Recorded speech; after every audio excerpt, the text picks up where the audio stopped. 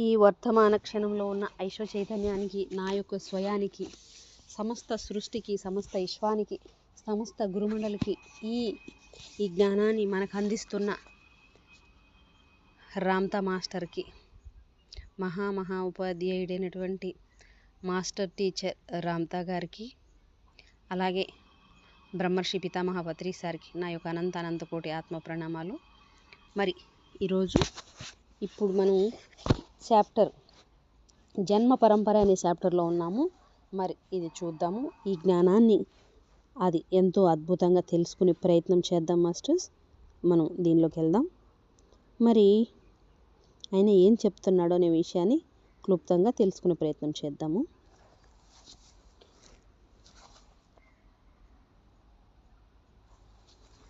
మృత్యువు అన్నది ఓ మహాభ్రమ మాత్రమే.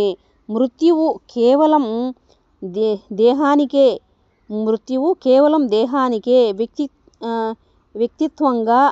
వ్యక్తిత్వంగా నేనుగా మాంస నిర్మిత దేహావరణాన్ని ఆశ్రయించి ఉన్న ఆత్మ శాశ్వతంగా అమరమే, చిరంజీవి. అది ఎప్పటికీ అమరమే, చిరంజీవే. ఓ మనోహర పుష్పం కంటే మీరు అల్పులా? ఒక మనోహర పుష్పం కంటే మీరు అల్పులా అని అడుగుతున్నారు తండ్రి. ఆ కుసుమపు జన్మ ఎలాంటిది? నిండు గర్భిణి అయిన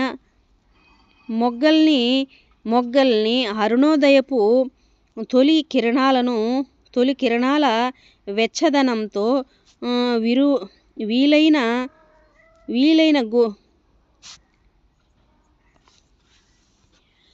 వీరులైన గుబాళిస్తాయి. వాటి అద్భుత సారం పవనాల్లోకి ప్రవహించి పరిమళాలతో నవ్య జీవిత ఆశల పారవస్యాన్ని సర్వస్వంలో నింపుతాయి. అవి జీవిత ఉత్సాహం, పక్షుల వేగాన్ని, తేనెటీగల శ్రమ సామర్థ్యాన్ని, మనిషిలో ఆనందాన్ని, ప్రేమ పిపాసను పెంచుతుంది. మళ్ళీ జన్మించవచ్చునన్న ఆశతో ఆ అద్భుత కుసుమాలు విత్తనాలు ఆవిష్కరిస్తాయి. పూలు రాలిపోగానే పళ్ళు వస్తాయి. ఈ విజ్ఞతే ఫలం. ఆ పళ్ళ ఉపయోగం పూర్తయిన తరువాత శరదృతువు ప్రవేశిస్తుంది.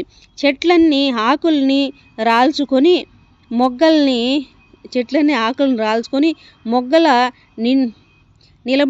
మొగ్గలతో నిలబడతాయి నగ్నంగా. అంటే ఆకులన్నీ రాల్చుకొని మొగ్గలతో నగ్నంగా నిలబడతాయన్న. ఆ తర్వాత వచ్చే హేమంతంలో నిశ్శబ్దంగా చల్లగా ఆవరించే మంచులో పూల సౌరభాలు ఎక్కడ ఉంటాయి? కేవలం జ్ఞాపకాల్లో మాత్రమే ఆ సౌరభాలు ఉంటాయి. వివేకంలో మాత్రమే అవి ఉంటాయి. హేమంత నిష్క్రమించిన తర్వాత వసంతం మళ్ళీ తిరిగి వస్తుంది. మొగ్గలు సృష్టించగానే పువ్వులు తిరిగి వస్తాయి. జీవితపు శాశ్వతత్వం ఓ పువ్వులో మీకు కనిపిస్తూనే ఉన్నా మీది అంతకంటే తక్కువ జీవితమని మీరు అనుకుంటున్నారా? మీరు వసంతంలో మాత్రమే జన్మించి గ్రీష్మంలో ఫలాలను ఇచ్చి, శిశిరంలో ఆకుల్ని రాల్చుకొని హేమంతంలో అంతమైపోయేవారని అనుకుంటున్నారా? మీ జీవితం అంతకంటే ప్రాముఖ్యతను అంతకంటే ప్రాముఖ్యతను సంతరించుకున్నది కదా. నిజంగానే మీ జీవితం అంతకంటే ఎంతో గొప్పదే. ప్రతి వసంతంలోనూ పుష్పాలు ప్రభవిస్తున్నట్లే జన్మ తరువాత జన్మలో మీరు కూడా శాశ్వతంగా కొనసాగుతూనే ఉన్నారు. మీ సర్వ జీవిత ఋతువుల్లో మీ అనుభవాలను గురించి మీ జీవన కుసుమాలు ఎంతో చక్కని కథను చెబుతాయి మాస్టర్. వసంతం, గ్రీష్మం, మా అమ్మ మరణించింది. ఆమె ఎప్పుడు బ్రతికే ఉందా అంటే సంతోషంగానే ఉందా? ఎవరు అడుగుతున్నారు చూడండి. తండ్రి ఏమంటున్నాడు, మరణాన్ని నువ్వు నమ్ముతూ ఉన్నావా మాస్టర్? తండ్రి అడుగుతున్నాడు, మరణాన్ని నువ్వు నమ్ముతున్నావా అని అడుగుతున్నాడు.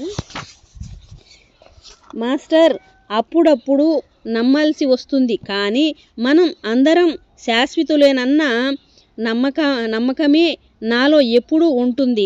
నాకు 3 పిల్లలు ఉన్నారు. పుట్టినప్పటి నుంచి వాళ్లను గమనిస్తూనే ఉన్నా. నాకు ఒక్కొక్కరికి ఒక్కొక్క నిర్దిష్టమైన వ్యక్తిత్వం ఉన్నట్లు అర్థం అవుతోంది. ఆ వ్యక్తిత్వం వికాసం అంతా ఈ ఒక్క జన్మలోనే సాధ్యపడింది అని నమ్మలేని పరిస్థితి కలుగుతోంది. అందువల్ల గత జన్మలు ఉండి తీరాలన్న నాకు అనిపిస్తుంది. అలాగే పునర్జన్మలు ఉండి తీర్తాయని కూడా నాకు అనిపిస్తుంది.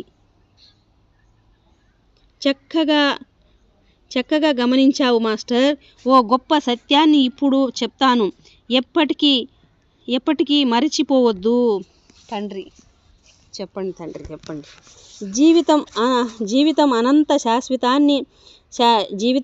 శాశ్వతాన్ని నాశనం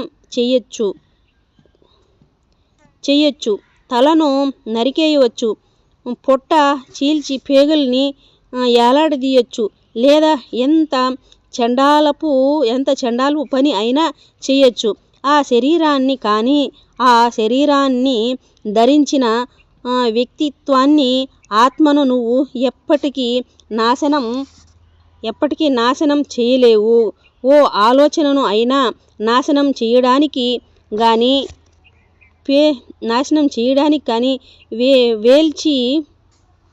పేల్చి వేయడానికి కానీ కత్తితో తెగ నరకడానికి కానీ యుద్ధాన్ని ప్రకటించడానికి కానీ సాధ్యమవుతుందేమో ఒక్కసారి ఆలోచించి చూడు. అది అసాధ్యం. అగోచర సామూహిక అనుభూతుల ఆవేశాల సర్వస్వము సమస్త జీవరాశుల్లోని జీవశక్తి అయిన ఆత్మే వ్యక్తిత్వంగా దేహాల ముసుగు కింద శాశ్వతంగా జీవిస్తుంది. ఈ శరీరాన్ని, ప్రాణాన్ని, శీలాన్ని, స్వభావాన్ని అందిస్తున్నది ఆలోచన సారమే అయి ఉన్న ఆత్మశక్తే. ఈ శక్తే నోటిని, కళ్ళను, చేతులను, కాళ్లను పనిచేయిస్తుంది. సమస్త జీవ కార్యాలన్నిటికీ ఈ శక్తే మూలం. ఈ శక్తి వినాశమే లేదు. ఈ శక్తి హరించేది ఏదీ లేదు. మృత్యువు అన్నది ఓ మహాభ్రమ. శరీరానికి మాత్రమే ఇది వర్తిస్తుంది. దేహధారి అయిన ఈ ఆత్మ మూలం మళ్ళీ తిరిగి వచ్చి మరో దేహాన్ని ధరిస్తుంది.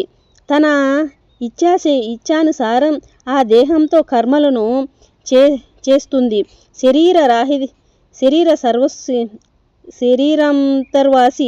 శరీర అంతర్వాసి అయిన ఈ ఆత్మ శాశ్వతమైనది. ఇది ఎప్పుడూ గుర్తుంచుకో. ఈ తలాన్ని వదిలిపెట్టే వెళ్తాను. వారికి ఏం జరుగుతుందో ఇప్పుడు నన్ను చెప్పమని. శరీరం నిరుపయోగంగా తయారైనప్పుడు దేహధారి తన ప్రాణశక్తిని, ఆత్మను ఆ శరీరంలోంచి తొలగిస్తాడు. సర్వస్వంలోనూ ఆత్మ ఉంది. జంతువులకు సైతం ప్రాణతేజం, ఆత్మ ఉంటాయి అని లేనప్పుడు తన జీవితాన్ని కొనసాగించడానికి ఆవశ్యకమైన సృజనాత్మక శక్తి వాటికి ఉండదు. దేహధారి తన సంకల్పాలతో తన ప్రాణశక్తిని, ఆత్మను శరీరంలోంచి బయటకు తీసుకొని వచ్చిన తరువాత శరీరపు ఆవరణలోంచి ఆత్మ వెలువడిన తరువాత సర్వస్వంలోనూ శాంతి ప్రశాంతతలు నెలకొంటాయి. దేహాన్ని ఊహలో బాధలు ఉండవు, కన్నీళ్లు ఉండవు, దుఃఖాలు ఉండవు. గమనించండి అనే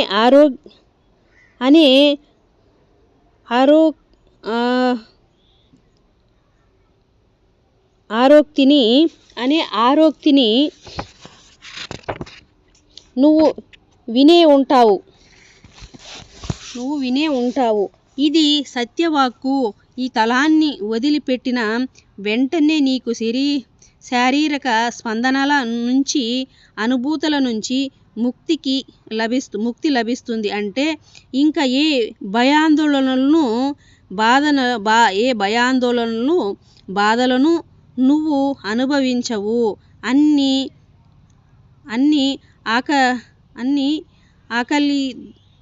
ఆకలి దప్పికలు నీకు ఉండవు. ఈ వర్తమాన క్షణంలో ఉన్న ఐశ్వ చైతన్యానికి, నా యొక్క స్వయానికి, సమస్త సృష్టికి, సమస్త విశ్వానికి, సమస్త గురుమండలికి ఈ జ్ఞానాన్ని మనకు అందిస్తున్న రామ్తా మాస్టర్కి, మహా ఉపాధ్యాయుడైనటువంటి మాస్టర్ టీచర్ రామ్తా గారికి, అలాగే